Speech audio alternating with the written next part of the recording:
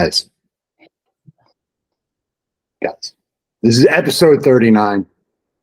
We have with us today the indelible Ms. Zinka Ramdedovic. Zinka. Yes. How are you doing today? Hello. I'm great. Oh, I'm great. Yeah.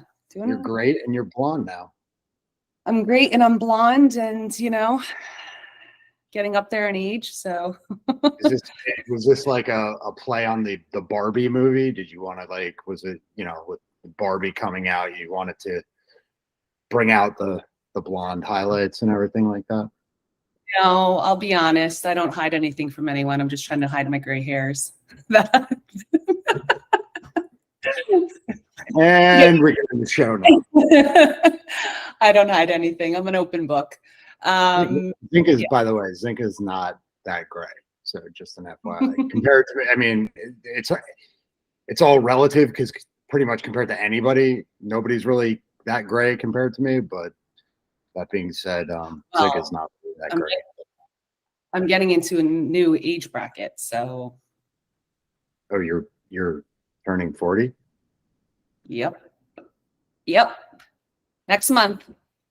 Try turning 47. I'll be 47 in 2 months. Oh my God. You're a baby. You're a baby. I'm a baby with babies, huh? You're a baby. Just go with that. Say thank you. Be grateful. It's all good. It's the theme of the show. Just be grateful. Just say thank you and move on. So, all right. Thank you. This is the month of Zinka and Charlene. So we did Charlene. She was episode 38. This is episode 39. We have our COO of DSM and someone who's become a very dear friend just beyond being the CEO. There are times when Zinka probably wants to reach through a screen and strangle me. But deep down, I know she loves me. So Zinka, thank you for coming on to the show today. Thank you for being a part of my life. We're going to dive right in because Zinka is very, very busy. Zinka is always very, very busy. Her Eastern European roots keep her very regimented and it's the complete opposite, the polar opposite of me. That's why I think we work well together. Thank you for being on the show today. Deep gratitude for you. Before, I don't know, how long have you been at DSM now? 6 years, 7 years? Probably feels like 400 years, but it's going on 7 years. And the story of how Zinka came to DSM is very unique in her classic style of bulldog. Zinka was reached out on LinkedIn. It was like, hey, your company's cool. What do you think? And I was like, I can't afford you. That's true. You did say that. Let's talk. And I'm glad we talked. But Zinka comes to DSM for being a young woman, in every sense of the word. Zinka did a lot of shit before she got to DSM, before she really high level jobs and working at Condé Nast and working at Dentsu and leading teams and things like that, well beyond her years. Why DSM? I asked her the same question because you both have extraordinary pedigree in terms of what you did in your careers before DSM, but I got into a little bit with Shar about it, the why behind DSM and why it was created and why it's become a home to a lot of really great people. So tell us a little bit about the story. Why'd you want to do it? Why when you did it? What was it about DSM? Could have been zillions of other places. Yeah, you came from the same place as I did. Different agency, but competitors. You came from Zenith. I came from Dentsu. I was at Dentsu for I want to say 12 years in total. And it was great. I learned so much. Literally out of college, that was my first real job. After a few years, well, not for years, 12, 13, something like that, I went to Condé Nast. Not to interrupt you, but when you say you were there for like 12, 13 years, you could tell obviously Zinka is very young and she started working when she was like 12. So, the 12, 13 years, she was actually in her mid 20s when she started this career, and, she was so far advanced that she started working at Dentsu when she was 13 years old. And now, she's 40 and been at DSM. And so. Yep, exactly. Good math, really good math. No, but yeah, I was there for a while and I went to Condé Nast for a great opportunity. It was two very different companies, as a lot of people can expect, very cutthroat at Condé Nast, but it was really good. I learned a lot. I learned a lot throughout my years. I grew in my career really quick. I worked my ass off, as you know. I mean, I got married young. I was 21. I had my children, young. I have a 17-year-old, turning 17-year-old right now, which is bonkers. But then I decided to make a change for various reasons. My husband had some health problems. My kids needed their mom more. And I needed a better work-life balance. I couldn't, commuting into the city, and literally at times not even seeing my children at night. Just sometimes just kissing them and putting them into bed. And it wasn't the lifestyle that was working for me at that time. And even currently, like now I like to say, I'm a certified Uber driver for them at the moment until Dylan gets his license. But why I came to DSM is for so many reasons. Like you said, I was looking, what is in the area? What is near me? I still want to work. I miss the agency side. I missed it a lot.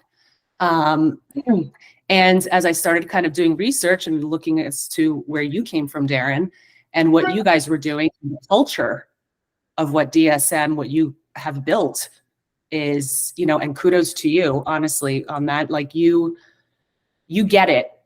There's like, not a lot of people like saying this, but I don't know how to explain it. You're normal. You get it. You understand what it means. It's true. You understand what it means to have a family, to put dinner on the table for the family, and to work hard and enjoy life. Wow. So that's why I came to DSM. I am so glad that this is recorded, because you might be the first person in the history of my life to call me normal. Like, that's including my mother. I mean, my wife, she knows I'm off the reservation, but wow, you're like literally, I think, the first person to ever do that. So thank you. No, look, it's one of those things where it's unique when you find people like what you're doing or what you've done. Not for everybody, it's not. There are women. The reason why I wanted to have you and Charlene on back to back is because I think it's a great lesson for young women, and I think you guys are both great case studies, because you're amazing wives, you're amazing daughters and aunts and moms and all these things, but when it comes down to work, there's not two more like decorated and like what you guys brought to the company when you did, at different times. I mean, Char was a little bit earlier than you, but this company, I can say it with 100% certainty that this company would not be where it is today without either of you. And I said it to Charlene as well, because each of us, Charlene highlighted in her homage about how we work together. And the reason why we work well together is because each of us has a different skill set that complements the other. Mm-hmm. But you can have that, but if you don't figure out a way to put it all together, I think, and that's what we've done over the last 5-6 years. And when I say, like, I said it on Charlene's and I'll say it here, like the last 5 or 6 years, everybody sees all the good times, and it's like that iceberg like meme that they say that you see, like only 15% is above the water, the other 85% is below the water. And there's been a lot of difficult times, there's been a lot of heartache, there's been a lot of, struggle. Like, it takes a lot to do this, but to be able to, I think for me at least, and how you guys kind of like finish the puzzle was, there's all these personalities. Right now we have, I don't know, 15 people working at DSM, and you have, beyond just the people, you have their families, you have their lives. Like, while we're on it, like, shout out to your husband, D. You're my boy, Blue. Well, yeah, I did it for, like, the whole thing. It goes beyond it now. And when you have people, as you mature, that not only have their spouses, they have their kids, they have their mortgages, they have their car payments. It's like all these things and all these responsibilities. People don't understand that when you're running a company, and I like, people say it to me like, well, oh, you run a company. Like, I don't run a company alone. Like, you and Charlene are just as much a part of the puzzle as I am. And that's a good thing. So I think there's a lesson in here for people like young entrepreneurs or entrepreneurs trying to figure it out. Like, I saw a great quote I think it was yesterday actually, from Simon Sinek saying, like, it's not a bad thing to get to ask for help from other people. And when you can finally get over that hump, I think it's hard to do, because you want to do it all yourself. But when you finally realize that, and then you get out of the way and let the people around you help run it, and with their skill set, I think it's where the magic happens. And same thing I said to Charlene, I'll say to you here, like, this place doesn't exist in its form and as the success that we've had without you. And for that, I'll be eternally grateful forever. It doesn't just, it's not just here. Zinka knows it. And Zinka knows, like, we have our moments where, like, I joke that Charlene's my older sister and Zinka's my younger sister. And we have times where we disagree, and disagree pretty profoundly.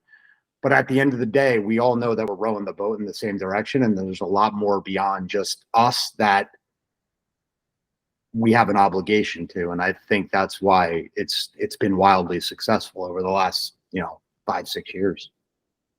Yeah. I mean, it's not very common that you get organizations where the C-suite or the executives work so well together. And again, I know this is about me, and thank you, but it's kudos to you. You give us that relationship and that voice where we're comfortable to bring things to you and say, like, we don't agree with this, Darren. And you listen. Not that you listen to us, you listen. You actually hear us. And it's good because, we can go back and forth, and with Charlene also, and find just a better way that works for everyone. And I think that's, anytime we have something that we need to talk about, we are very respectful to each other on everyone's voice. And it could be you and Charlene that, don't agree with me. And we're not afraid to voice our opinions. And I think that's why, we, not to speak for you, but we truly are your right and left hands. And that's what makes us work so well together. Just like the other employees at our agency, Meredith, Enrico, Remy, they are my right hands and middle hand, 1, 2, 3. But they are, and that we have created that openness where they can call me and be like, Zinka, what's going on with this? Or can we talk about this? Or we need you for a minute. Like, because you've created what we have, that trickles down to everybody else. And I like to assume that in this culture that we have, that everyone is fair and respectful to each other. And that's just what makes everybody work well together. So we do have something very special. And there's not a lot of organizations that have that. I mean, I've had some amazing bosses, and I've had some difficult bosses to deal with. And when you don't have a voice, you're out. Like, my mind I'm like, forget this person. I'm not working with them anymore. And you can't, life is short. So being at DSM, it's truly a blessing. It's something I don't take for granted. This has been, you built a relation. I mean, you and my husband and Charlene's husband, and, you guys are friends, real friends. Huh? So, No, I value that. And it's one of those things where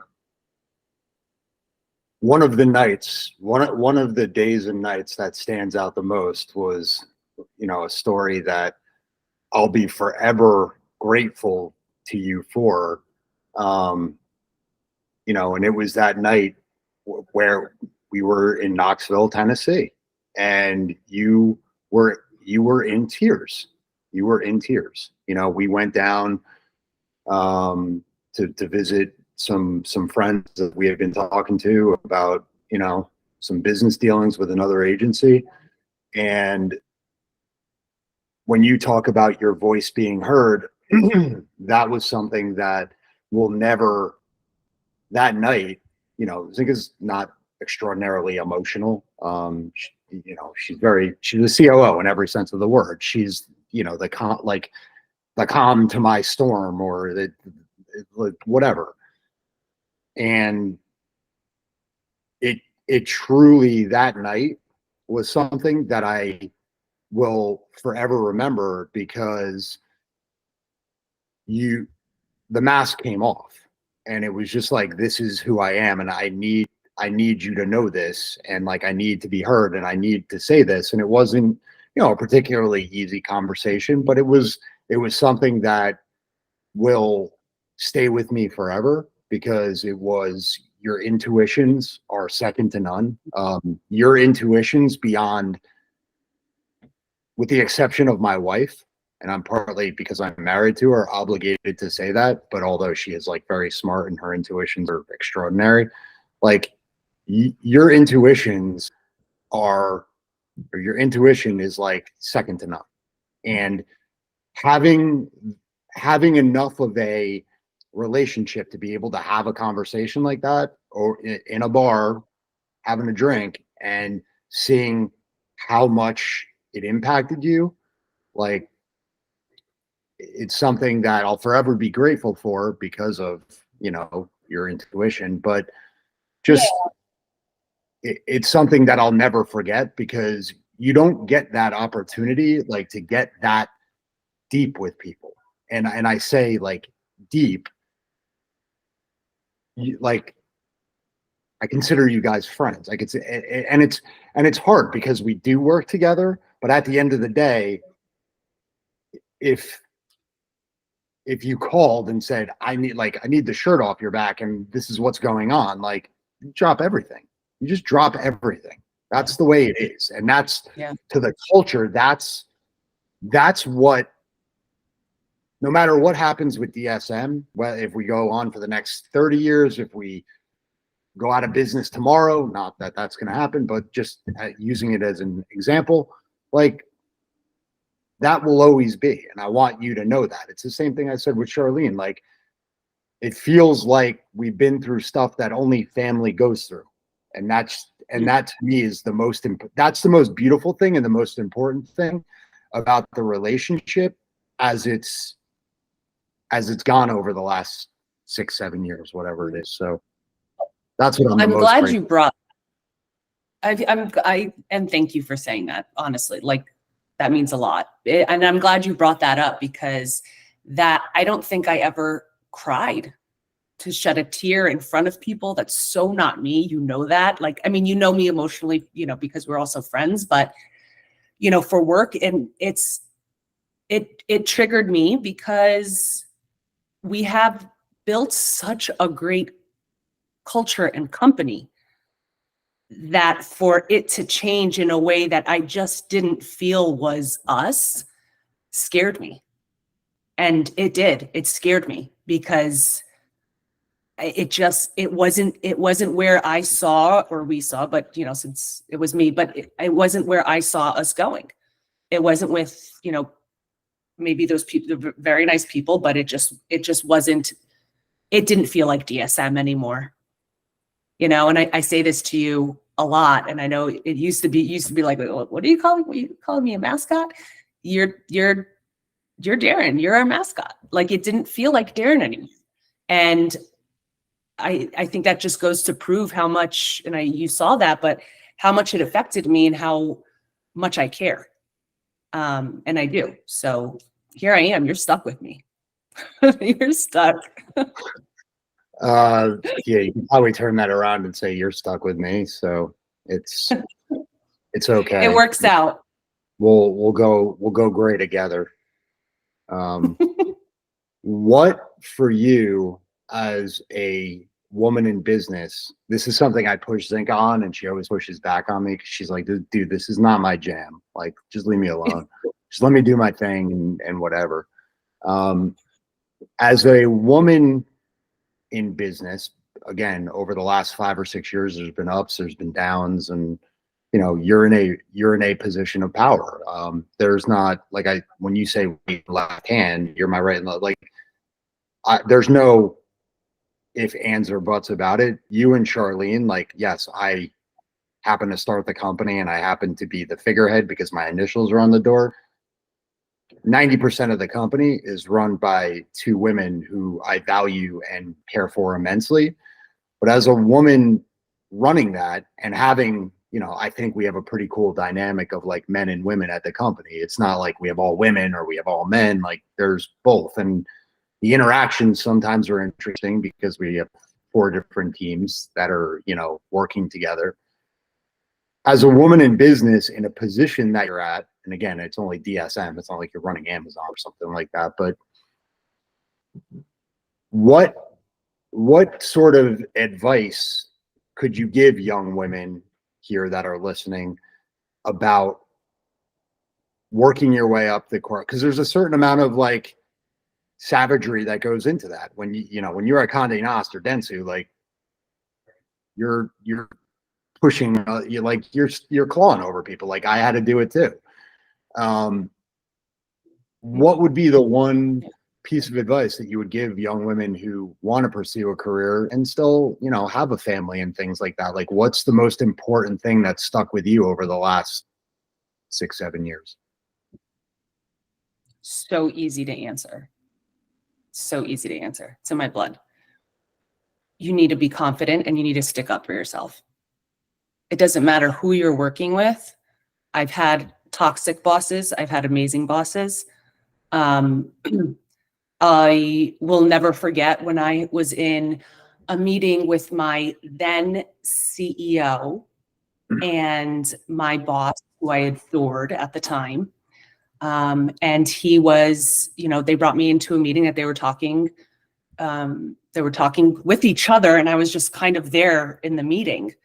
And they were saying how they needed somebody like Zinka to lead a different team, and they needed to do this and they needed to do that. And they were trying to like strategizing what they were doing. And I wasn't really a part of the conversation, but I was kind of like sitting there like, am I supposed to speak up? Am I supposed to just listen? I mean, it's my CEO and my boss. Like, I don't.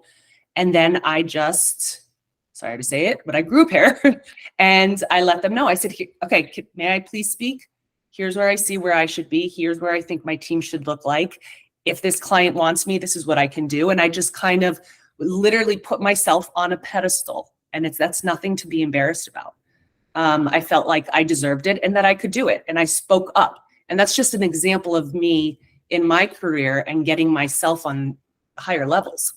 I wasn't afraid to speak up, and nothing is wrong with that. You always do so in a respectful manner, and you never let anyone treat you like shit.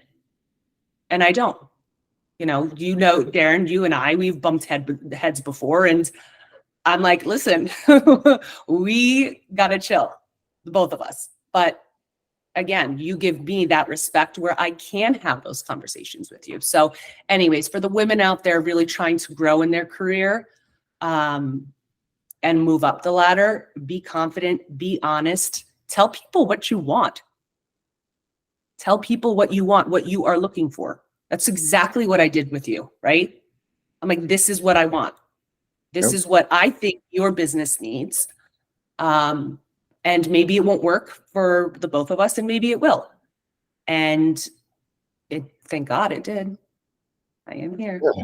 I think it's not only working, I think it's, I mean, excelling. It's the structure before Zinka, let's put it this way. Before Zinka, the structure of the company was like Animal House. It was pretty fast and loose. Let's just call it that. It was a little it was a little crazy. I mean, we got stuff done. I mean, we were successful, but it was just it's one of those. I will go to my grave saying this. Anybody who asks, like, I've gone on myriad entrepreneurial podcasts and shows and whatever talks, and there's something to be said for women in positions of power in terms of their organization, the structure that they bring to, we see it in DSM. DSM is a microcosm of it. Like, there's a lot of talented guys on the team, but yeah. From an organizational standpoint, we suck. It's just, that's what it is. Yeah, well, it's the truth. I mean, I'm good at a lot of stuff. Micromanaging, thank God, as I guess as a leader, is not one of them. I'm the antithesis of a micromanager, but like, it's just a firm belief that, like, if you're going to give people the authority to make decisions and to like make some place better, why are you going to tell them how to do it? I mean, if somebody's doing something wrong, there are times where I have to be like, okay, from my experience, you might want to look at it a little bit different because I've been through this and I've kind of like, I've seen the worst of what could happen here. So like, maybe you tweak it a little bit. Hiring the right people and getting out of the way, that's truly when this place took off. Yeah. Like, not just from a financial standpoint, but from a culture standpoint, from a like rubber meets the road standpoint. There's no doubt, like, and every team has personalities. Every team has opinions, their own opinions. One of the things that I think me personally, that I love watching the most, the way you guys interact with the team.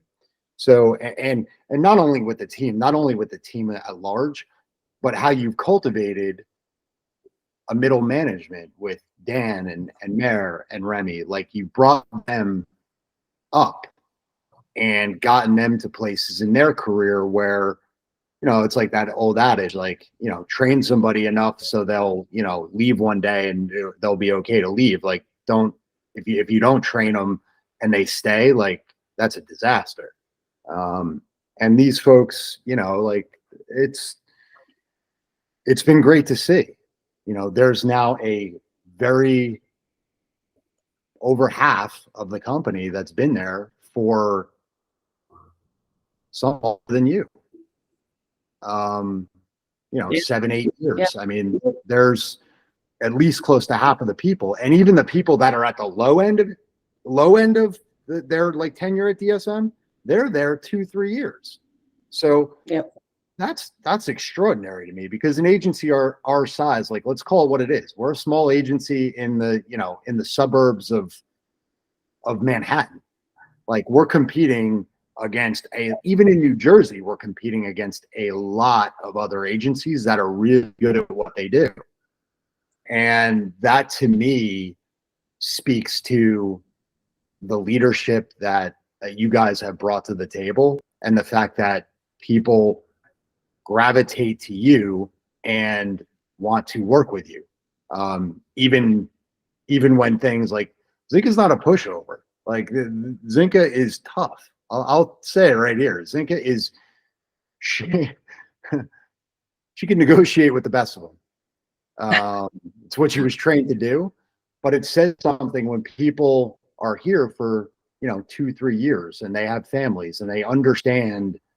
That, to me, is the best part about what's been cultivated at DSM, is being able to like grow with people during their lives. as they're getting married, as they're building families, as they're buying houses. It's extraordinary to see, even, on the other side of it, going through illnesses and, being there for them with that, with that struggle. I mean, not that we're old by any stretch, but there's been some situations over the last few years where it's been tough, and working through it with people is very fulfilling. And so that for me is why I am so thankful for you, because I don't know if I'm not sure that as a male, not that I don't have the mental capacity to handle it, but it's different from coming from a female. I think females have an extreme sense of how to compartmentalize, and I see it with Samantha as well. I liken you guys and Charlene, you very similar, because you have lives that are so crazy and stressful at home, and you're amazing. Just last week when you had your parents and your uncle and you sent me the pictures, like that was like everything. Like, I love that. And to be able to see that and to have you like with a smile on your face and enjoying that, like that to me is what's amazing.